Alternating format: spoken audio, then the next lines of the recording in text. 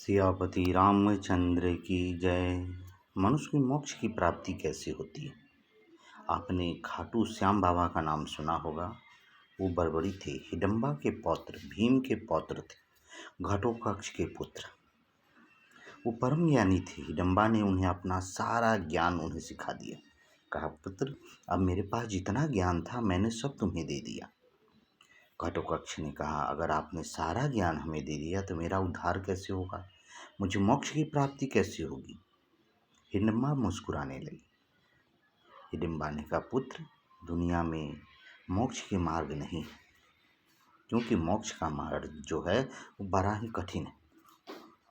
काम, क्रोध, मोह, लोभ, मद और मत्सर, ये 6 प्रकार के जो अवगुण हैं, उसके वजह से मनुष्य की मोक्ष की प्राप्ति नहीं होती है।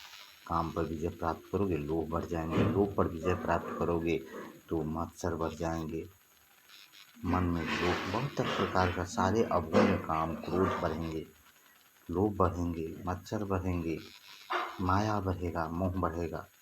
इसलिए एक न एक आप पर अवगुण छाएगा।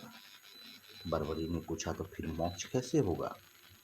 उन्होंने कहा, एक ही उपाय है, भगवान श्री कृष्ण के हाथों मृत्यु प्राप्त करना, या भगवान शिव के हाथ प्राप्त कीजिए, भगवान नारायण के हाथों, या भगवान माता रानी के हाथों। इनके हाथों जब जो मृत्यु को प्राप्त करता है, तब उसे मोक्ष की प्राप्ति होती है। इसीलिए देखिएगा, जितने सृष्टि में तरह तरह देवता हुए, वो जान के शिव पर चढ़ाई कर दिए, विष्णु भगवान पर चढ़ाई किए, माता रानी पर चढ़ाई की, माता पार्वती पर, ताकि उनके हाथों हम मरे और मोक्ष की प्राप्ति करें।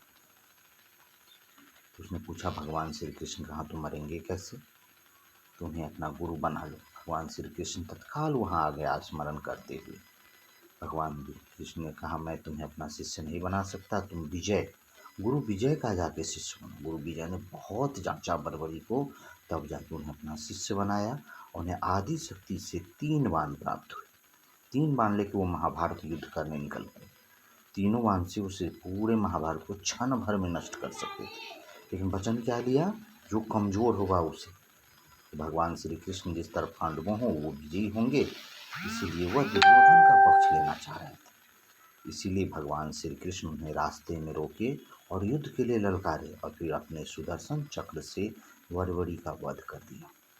कहीं पर है, बड़बड़ी ने खुद अपना शीश दान कर दिया और मोक्ष की प्राप्ति हुई। भगवान श्री कृष्ण ने वरदान दिए, युगों युगों तक जो तुम्हारे दरबार में आएगा वो कभी खाली हाथ नहीं जाएगा।